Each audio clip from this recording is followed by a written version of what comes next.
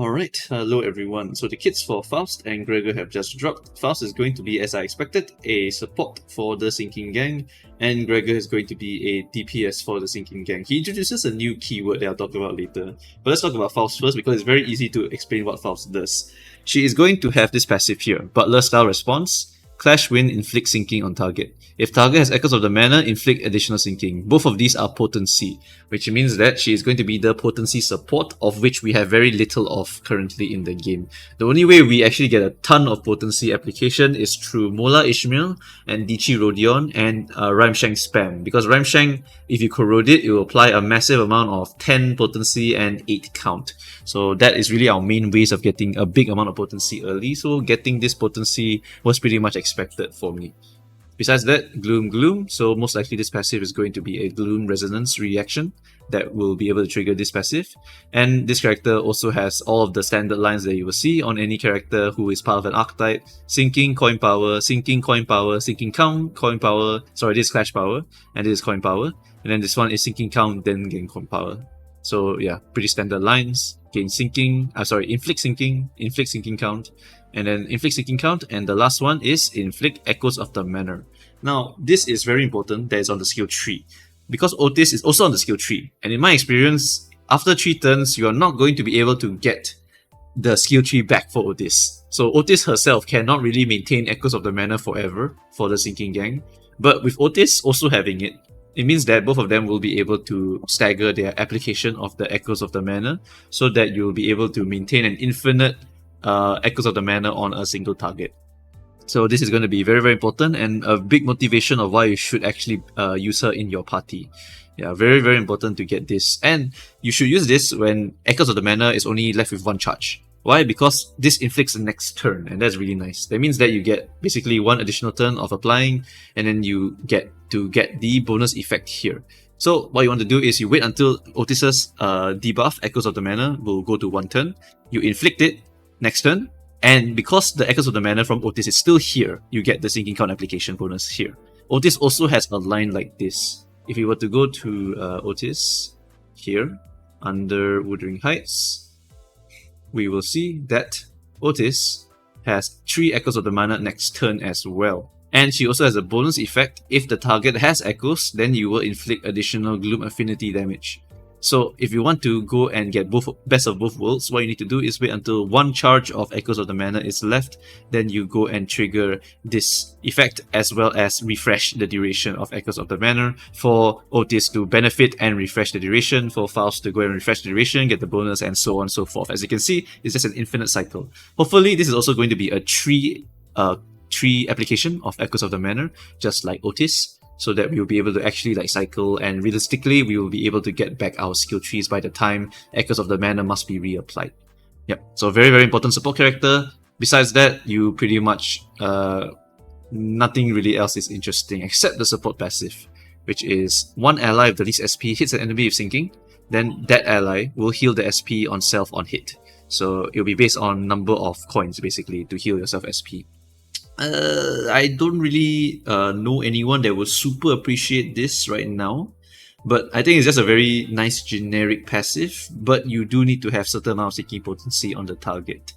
Yeah, right. So that's really it to talk about for Faust. Very, very simple character to understand. Sinking potency and Echoes of the Manor. Make sure you cycle that so you will be able to maintain 100% uptime of Echoes of the Manor. Right, moving on to Lindon Gregor. Lindon Gregor introduces the word absorb on his 4th coin of his skill tree. What this means is that he most likely is going to suck the sinking off of a target and put it on himself. And in exchange for that, he is going to gain plus coin boost and damage up. At first I thought he was a negative coin ID, but the plus coin would not make sense in that case. So most likely this absorb part here is part of his passive here, and maybe something that they will build upon in the future. Because if you look at his passive, Endless Nightmares, combat start, he gains damage up and fragile for every X SP difference on himself between this turn and last turn. If you think about it, right, the only way that he's going to get a difference is if he pops an ego, or if he clashes and wins, because then he will gain SP. So once you get 45 SP, pretty much the only way you can get additional damage up and fragility on yourself is through an ego. So this absorption of sinking on himself probably has something to do with this passive. And I'm guessing there's going to be an ego in the future that he will want that will interact with this sanity and sinking on himself. Right. Yeah, so I think that this line here could be further used for other IDs actually, because Sunshine or Heathcliff could most definitely use something like this, because he wants to stack his sinking to a certain amount that he can maintain a certain amount of negative SP. So having something like this could be a pretty okay idea, honestly, because he himself applies a bunch of sinking potency. I don't know, maybe Potential Man up type 5 will have something along these lines, who really knows. Another interesting line is the fact that he has a 50% chance to activate the above effect without absorbing the sinking. So Echoes of the Manor, if you don't know, is 50% chance to apply one sinking count, right? So this one is also 50% chance to either absorb the sinking or not absorb the sinking. So they're introducing some RNG shit to the sinking gang, and this is it's something. I don't know what they're trying to cook with this, but yeah, it's interesting that they are using actual percentages in like these kind of weird mechanics here. So I don't really know what they're trying to cook here, but maybe that's just the whole sinking thing is a 50-50 all the time. I don't really know. But yeah, whatever the case is, let's move on with the actual character's kit. Pretty much, you can expect him to be a solid DPS in my opinion, because he has damage up for SP difference. Like I said, it might be built upon in the future, otherwise it's just a bonus effect. Then you also have deal more damage for every sinking potency on target. You also have plus coin boost and damage up. So you have damage here, and damage here. A lot of damage options here. Like I said, plus coin boost is not very good because most of the time, right, you're not going to use this plus coin boost on the skill tree again. You will need like 2 skill trees banked in order to get this effect. So most of the time, you will use it on the skill 2 or the skill 1 sometimes if you're unlucky, right? So what you get in exchange of that is damage up instead. So you just get damage up, damage bonus for sinking potency, and more damage up, so that your skill 2 will actually still do a significant amount of damage and will have some pretty okay clashing power with the plus coin boost and the sinking coin power and the sinking count clash power. Yep. And besides that, this character just has so many instances of sinking application and sinking count application. Pretty much on hit sinking, inflict sinking count, sinking. So many triggers. All of these will trigger Echoes of the Manor, so you can expect him to really want the debuff on targets. It's because without the debuff, right, I think he might be a bit negative on the sinking count application.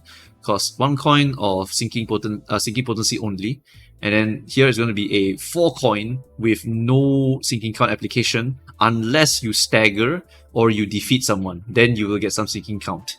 So it's very specific here, and staggering is not always the case. Sometimes bosses don't have a stagger bar, so it's a tricky one. Yeah, so most of the time you really do need this Echoes of the Manor, otherwise you will go super negative and with the sinking, and then your sinking deluge won't be as big by then. You want to really stack up your sinking anyway for sinking deluge. The fact that he absorbs also is a bit interesting because, you know, he minuses the sinking for the sinking deluge in the future. So I don't really know what the hell is up with this absorbed keyword here. Yeah, but besides that, if you look at him overall, right, he's a very solid character. Not like super strong, I would say, just cause his skill 2 is only a 2-coiner. But the fact that he has so much sources of damage, he's probably going to have some really good clashing power as well. So he's definitely going to be part of the sinking gang. And furthermore, he has an evasion skill as a defense. If you do any offense level ups in Mirror Dungeon, you definitely will enjoy having an evasion.